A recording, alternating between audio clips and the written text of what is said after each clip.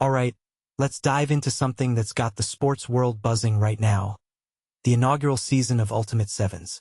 And no, it's not just another rugby tournament. This is a whole new beast, and I'm here to break it down for you, share my thoughts, and maybe even speculate a bit on what this could mean for the future of the sport. So buckle up. First off, what makes this really interesting is the scale of it. We're talking 17 nations, 131 players, and a draft system that's already got fans and analysts alike on the edge of their seats. Personally, I think this is a game changer for Sevens rugby. It's not just about the competition. It's about the global representation and the opportunity for players who might not have had this kind of platform before. What many people don't realize is that Sevens rugby has always been a bit of an underdog compared to its 15A side counterpart. But this could be the moment it steps into the spotlight. Now, let's talk about the marquee players because this is where things get really exciting. Madison Levi and Tristan Lades are names that immediately stand out. Levi, a powerhouse in the women's game, and Lades, the men's SVNS Player of the Year, are not just stars, they're icons. What this really suggests is that Ultimate Sevens is serious about attracting top talent. But here's the thing, it's not just about the big names. The draft system ensures that every team has a mix of marquee players, elite players, and even academy players. This raises a deeper question. How will this balance play out on the field? Will the marquee players dominate, or will the underdogs rise to the occasion? One detail I find fascinating is the regional influence on the teams. Take Pacific Current, for example.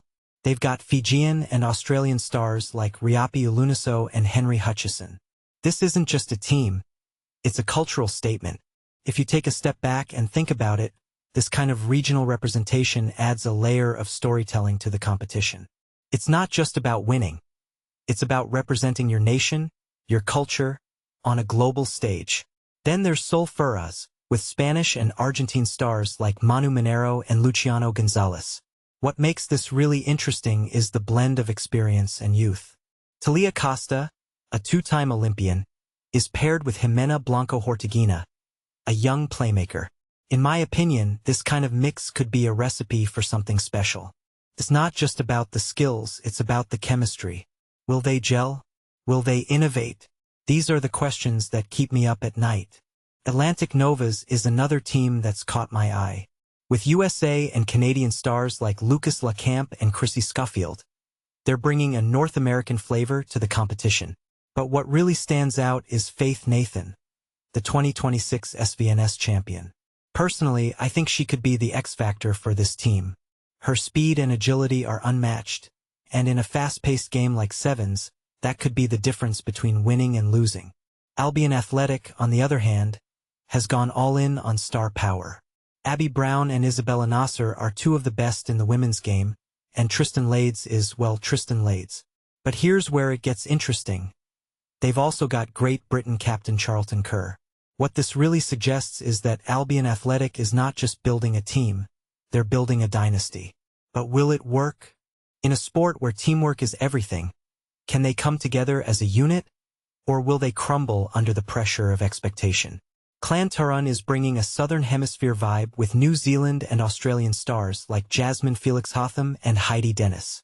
What many people don't realize is that the Southern Hemisphere has dominated Sevens rugby for years. So, does this give Clan Taran an edge? Personally, I think it's a double-edged sword. Yes, they've got the talent, but they're also carrying the weight of expectation. Can they live up to the hype? And finally, there's Faudré Blouy, the all-French team. Antoine Zegdar and Carla Nyssen are names that command respect. But what's really interesting is the XVs convert Valentine Lothas. In my opinion, this could be a game changer.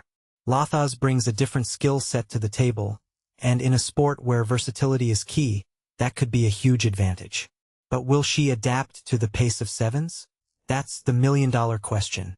So, where does this leave us? The 2026 Ultimate Sevens Draft is more than just a selection process. It's a statement. It's saying that Sevens rugby is ready for the big stage, ready to compete with the best, and ready to captivate a global audience. But here's the thing, with great ambition comes great risk. Will this inaugural season live up to the hype? Will it redefine the sport, or will it fall flat? Personally, I think it's going to be a roller coaster, and I can't wait to see how it unfolds. What do you think? Are you as excited as I am? Let me know in the comments below. And if you're not already following Ultimate Sevens, now's the time to jump on board. This could be the start of something truly special. Thanks for watching, and I'll catch you in the next one.